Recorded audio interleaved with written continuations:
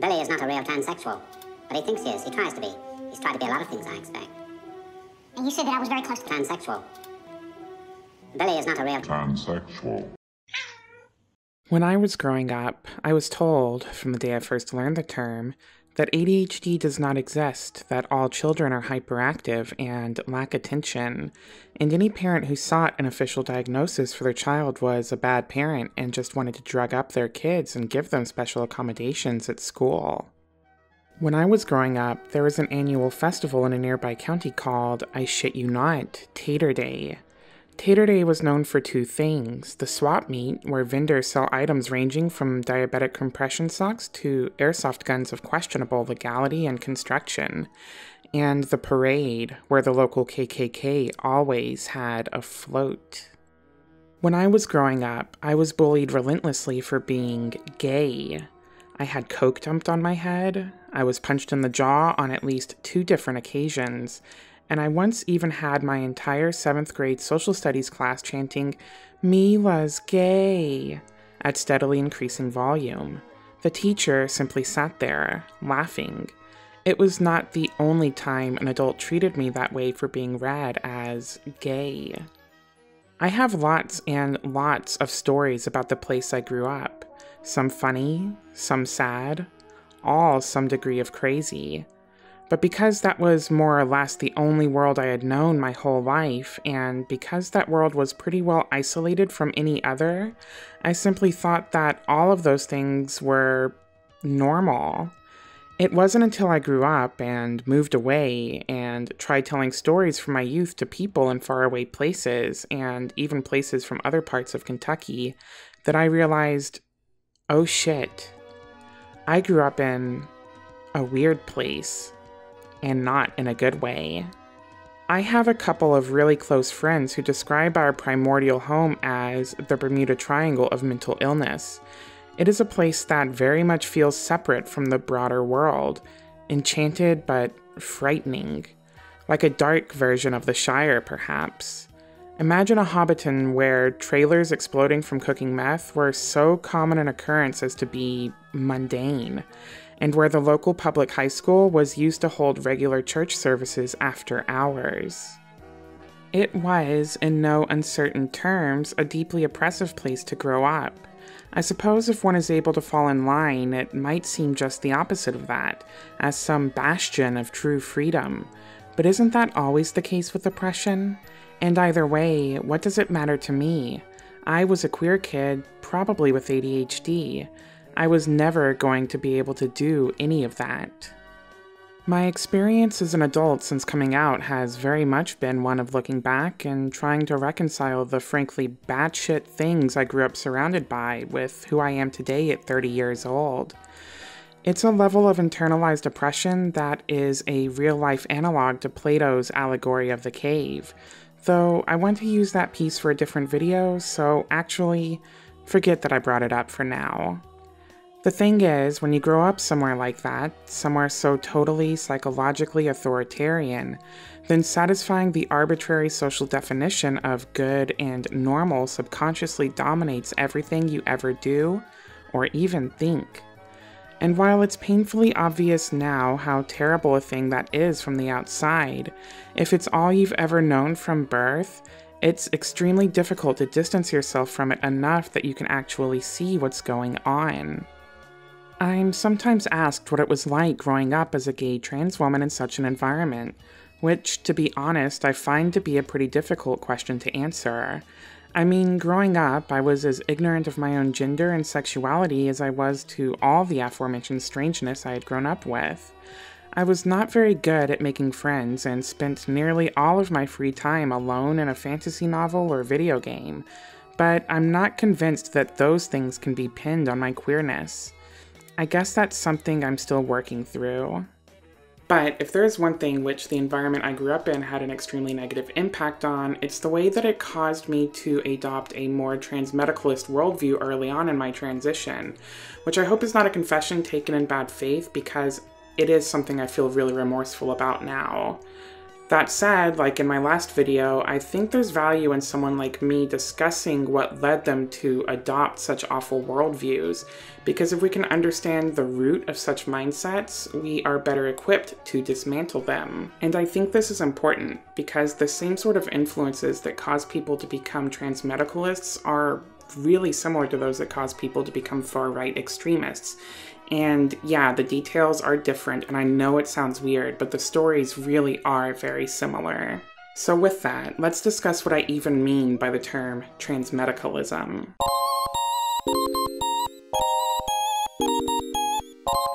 The simplest definition for transmedicalism is the belief that being trans is a medical condition rooted in dysphoria, for which the only effective treatment is transition.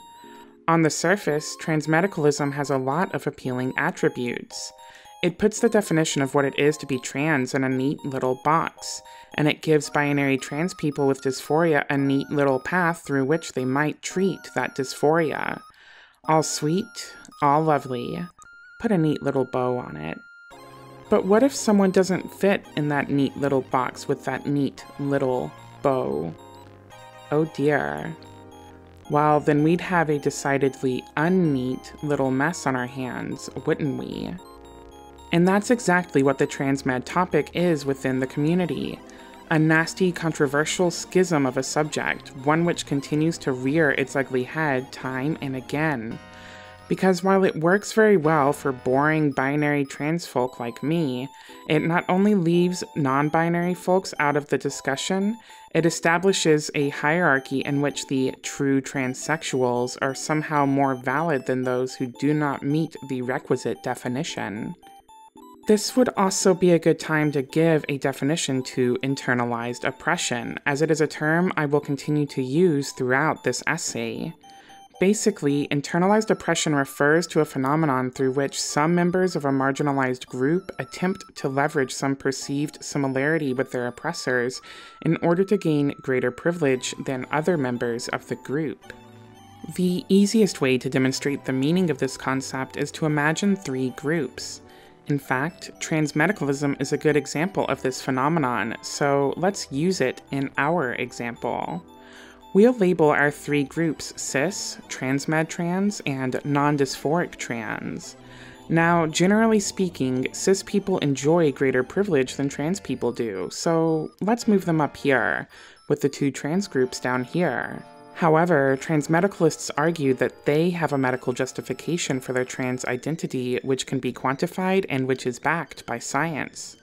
Though both trans groups exist within a transphobic society and are therefore oppressed and marginalized by that society, transmedicalists argue, whether implicitly or explicitly, that they should be afforded greater privilege than trans people who do not suffer from dysphoria the same way they do. And again, in practice, this often translates to a subset of binary trans people defining themselves as more real, and thus more deserving of fair treatment than non-binary trans people. Now, those are two very rough and dirty definitions, and if they don't really make sense yet, don't worry about it. We're going to be talking about this throughout the video, and so hopefully it'll become clearer as it goes on. Anyway, let's talk about the part I really love talking about. Myself.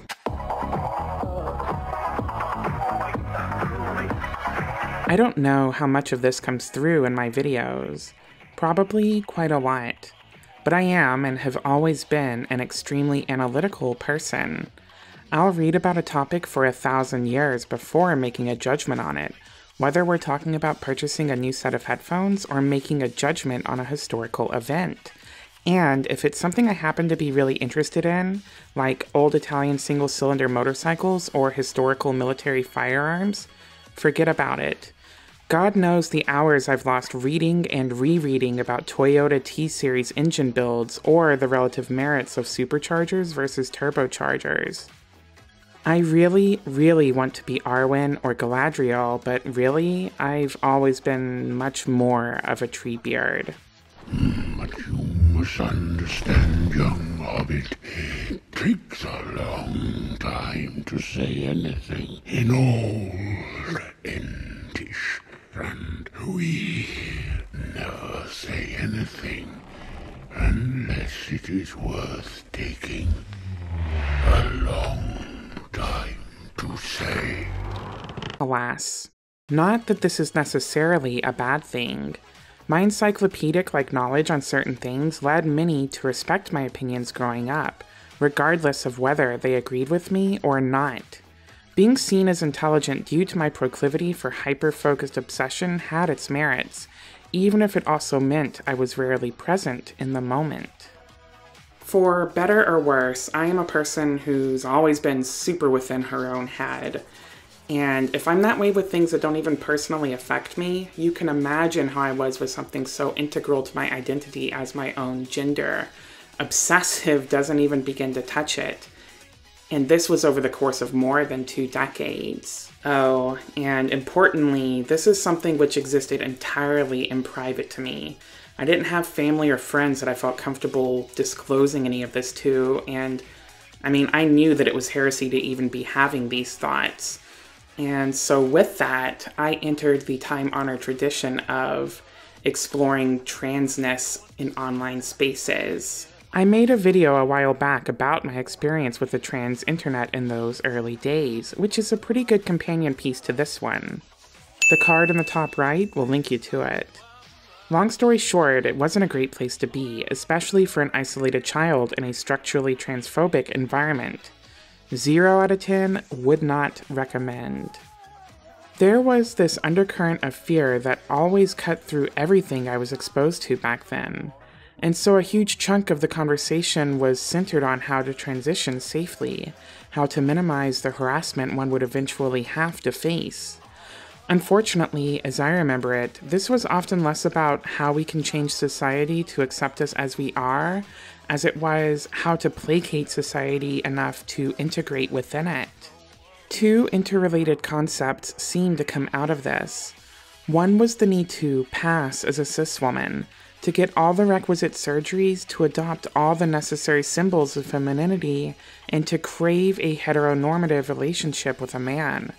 I talked about this at greater depth and how much it sucked in the aforementioned video, so again, check that one out if you want more. The second was the need to justify, beyond the shadow of a doubt, the medical necessity of transition. Doctors and psychologists had to be convinced, no really, for really real, you actually wanted to take bitch pills and chop your wee-wee off, which again were necessary to pass. Such was the Ouroboros of correct transition. A huge problem with trans people being so atomized in online spaces is that it creates the perfect environment for these sorts of bad takes to become fossilized into relentless echo chambers. And anecdotally, this is the exact phenomenon that I observed as being the catalyst for the spread of transmedicalist ideas, if not the downright origin of it. This sort of stuff was, and continues to be, everywhere in online trans spaces, and it wasn't until relatively recently that I even saw it being described as bad, or even learned the term transmedicalism. It was just the norm. It's what I learned was right. And it just so happened that it fit me perfectly and gave me the justification I needed to justify being trans to myself. And also, the allure of having medical science, or at least the perception of medical science, to justify yourself as trans, especially whenever I knew I was going to have to be doing that with cis people anyway, it was powerful. Of course, I recognize now how flawed a lot of that logic is, but that's still a bit of a spoiler, so before we get to that, let's talk a bit about my own medical history.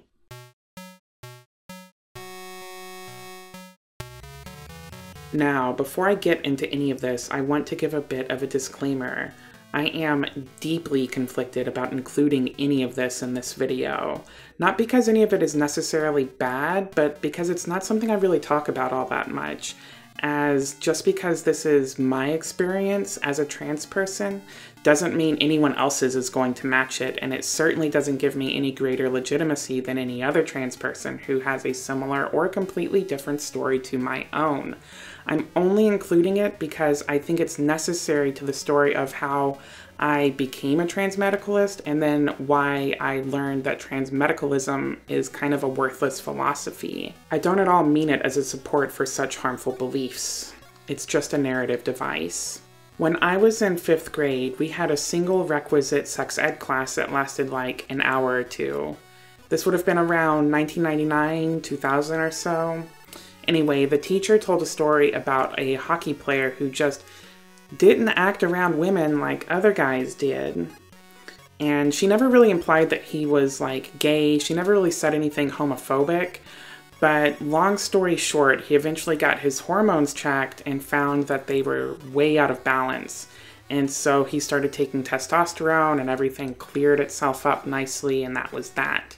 So the weird thing about that story is, you know, I was like, I don't know, 10 or so. And I remember thinking at the time, oh my God, that's me. I really didn't know how hormones or anything worked. I mean, all of us left that class thinking that in order for a girl to get pregnant, you had to pee on her, so it's not like it was a really comprehensive sex ed class. But I knew somehow that my hormones were off in the same way. So my puberty was not like other boys, in that it wasn't really like a huge thing like it was for others. Like, I don't remember a moment thinking, oh my God, I'm going through puberty. There was no seismic shift or anything like that. The things that I do remember, so I was the smallest kid in my class until about 7th grade, and then I gained all my height at once and basically became the height that I am now. The other thing is that I developed gynecomastia, which if you've never heard of that, that's basically man boobs, for lack of a better way to put it. And as that happened, I thought back again on that story that my 5th grade teacher told about the hockey player. Oh, another fun fact, my voice never really dropped. And I was bullied a lot for being gay when I was younger, so I thought maybe it was my voice.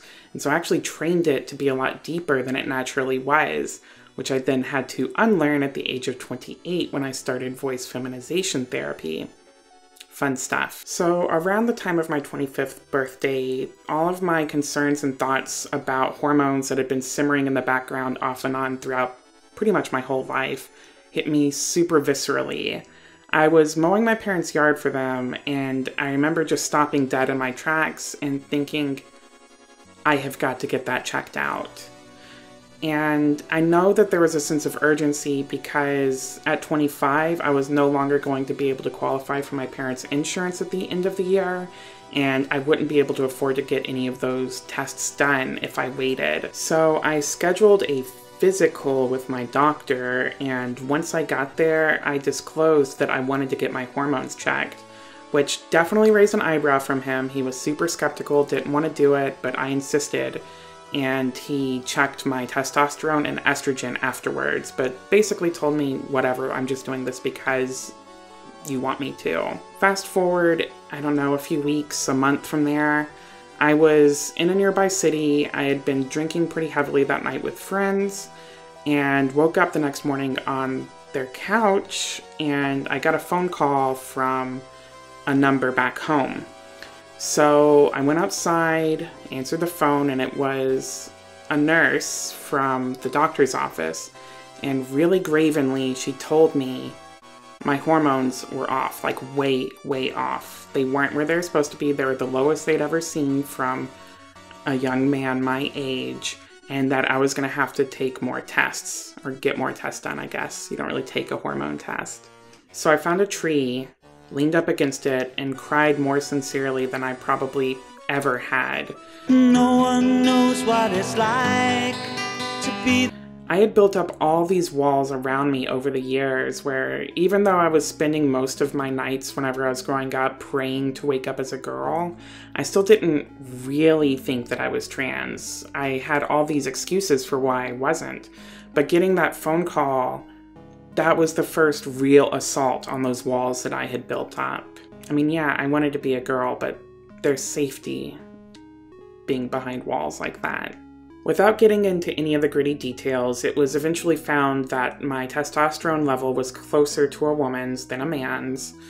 I got multiple MRIs taken. I was bounced around from endocrinologist to endocrinologist, and it was eventually found that I had a small tumor on my pituitary gland, or at least I probably did, because even after I got at least 2, I think 3 MRIs done, it still wasn't conclusive, and honestly, I was tired of messing with it at that point. That tumor's probably been there my whole life. I was an accident baby, which I learned when I was brushing my teeth one day in 7th grade, and I was told that, which was great.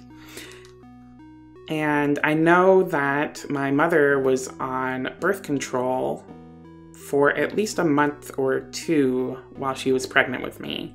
So at least my headcanon has always been that's what caused everything. Who knows if that's true or not?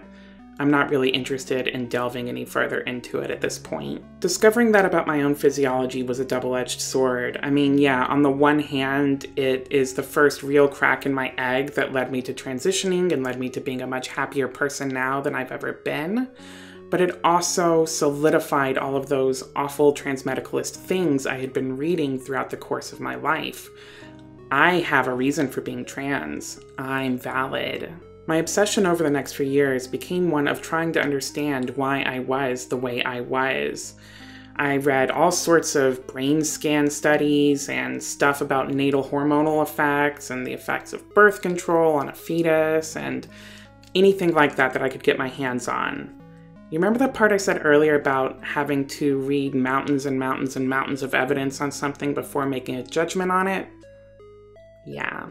Each thing I found seemed to back up this awful intrinsic need I had to scientifically validate myself as trans. Like digit ratios.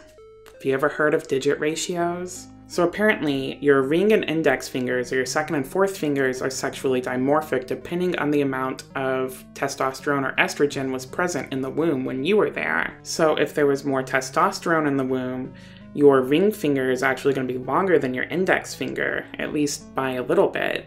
But if there was more estrogen than testosterone, both fingers will be about the same, or possibly your index finger is going to be longer than your ring finger by a tiny bit.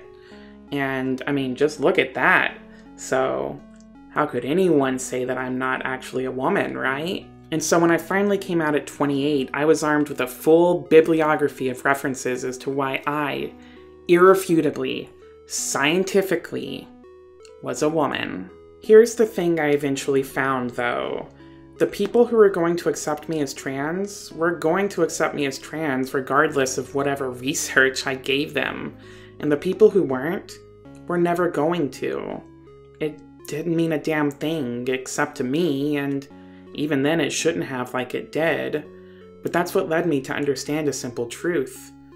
Transmedicalism is harmful to all trans people, regardless of whether they fit its narrow definition or not.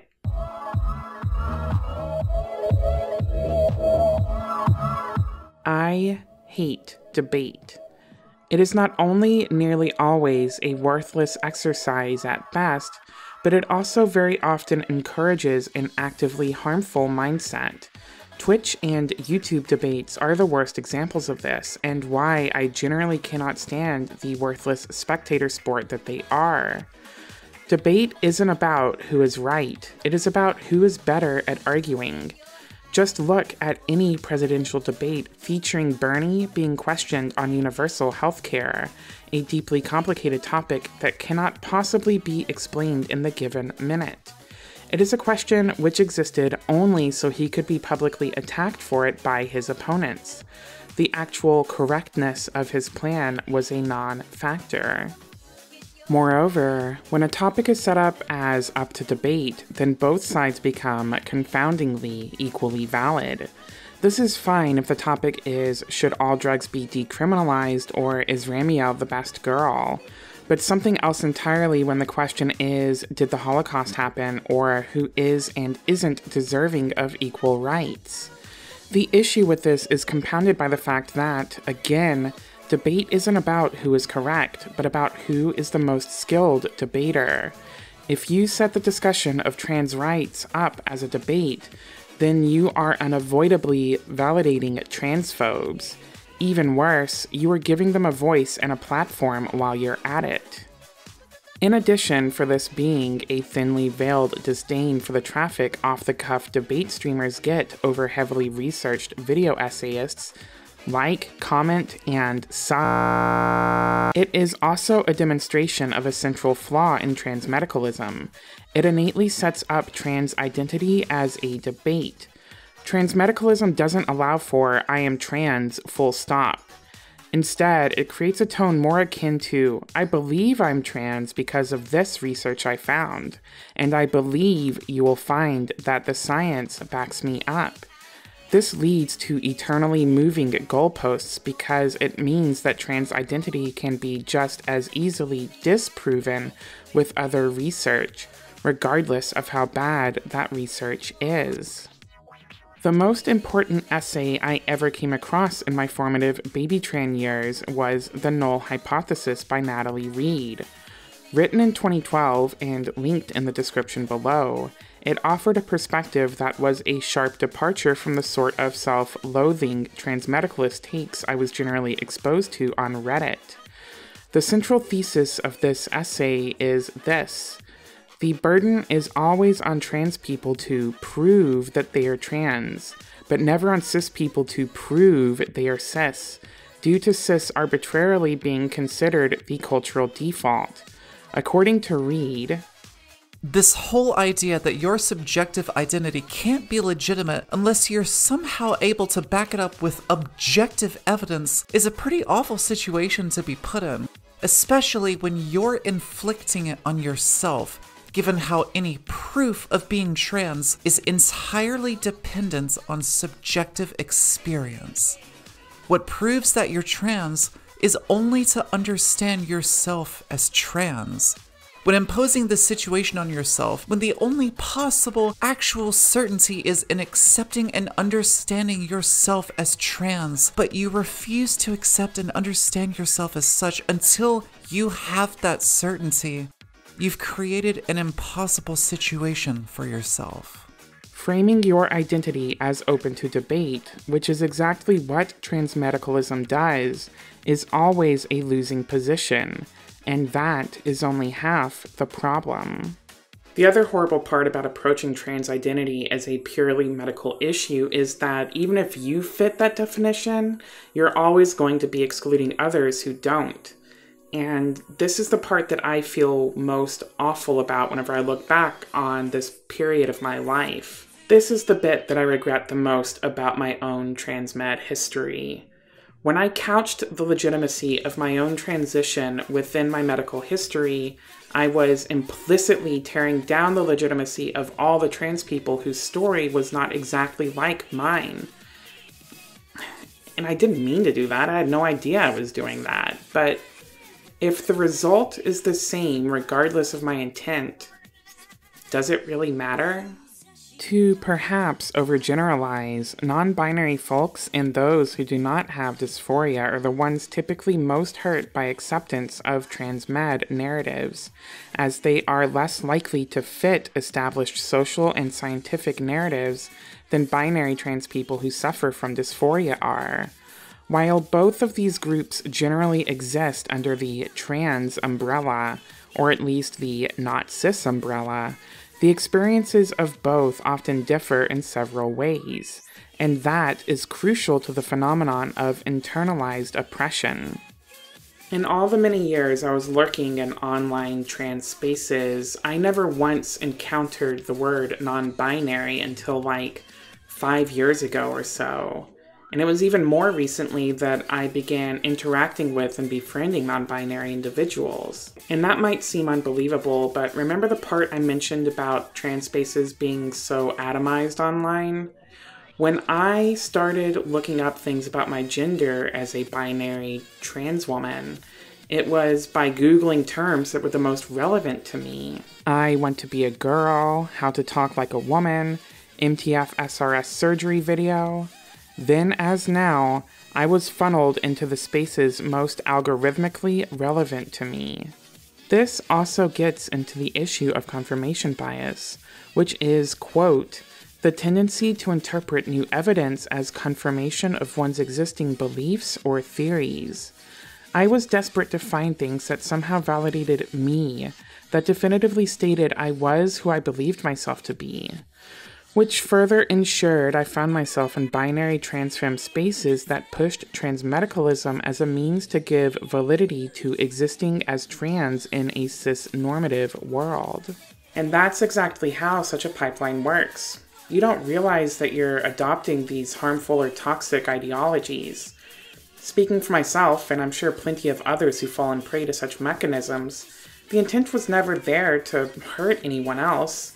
I mean, I wasn't even aware of the people that ideology could be hurting whenever I adopted it. I was simply a scared and marginalized individual, desperate for anything to cling to for safety.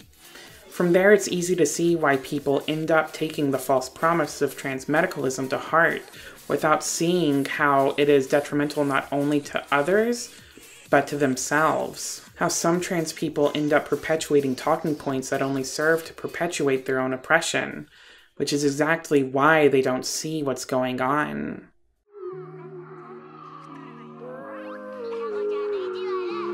I wrote this essay as a binary 30-year-old trans woman from a deeply conservative background.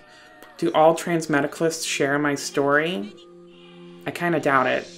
But there are nuggets that can be found in each of them, and the most common among these, or at least what I think is the most important one, is isolation.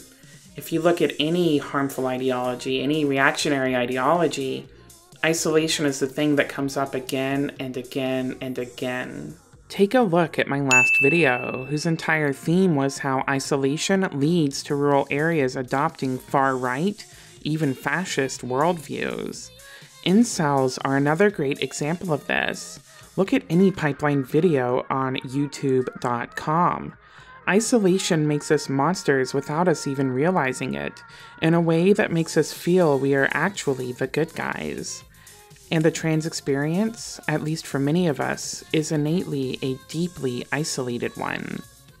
There is a part of me who feels really bad for transmedicalists, especially the older ones who likely adopted it as a survival mechanism and internalized it as gospel over the course of decades. Perhaps because I've been there and I understand what leads others there. I know the pain it takes to make something like it seem like a good and logical thing, and I also know the subconscious pain it causes to have to constantly justify your identity to others and yourself. I also don't think transmedicalism is a thing that would exist if society were better for trans people, because transmedicalism, again, like all the most toxic ideologies, is a reaction to a wider problem.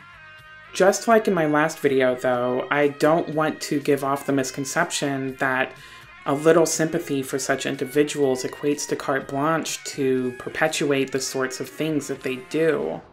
It doesn't, and it's not the responsible of those most grievously affected by them to reach out and correct that situation for themselves. It isn't. That said, I don't ascribe to the belief that some people simply are good and others simply are bad.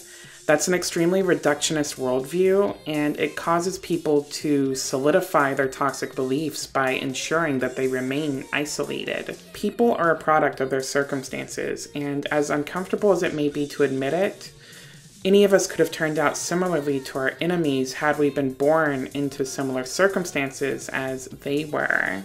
I think I make these sorts of videos because they allow me to attack ideas rather than individuals.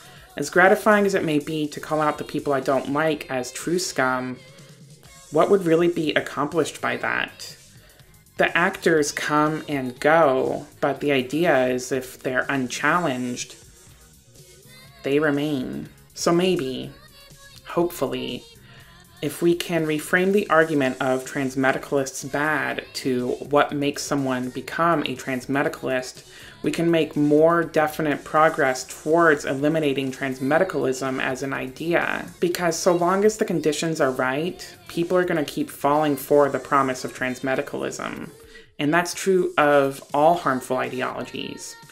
So long as the conditions are right, They're always going to be there. Eliminating transmedicalism is essential in the fight for improving the conditions for all trans people. And improving the conditions for all trans people is essential in the fight for eliminating transmedicalism. I don't have all of the answers on how to achieve these twin goals, and frankly, I wouldn't trust anyone who claimed they did. But if we can start thinking more critically about why people become transmedicalists in the first place, I think that's a great place to start.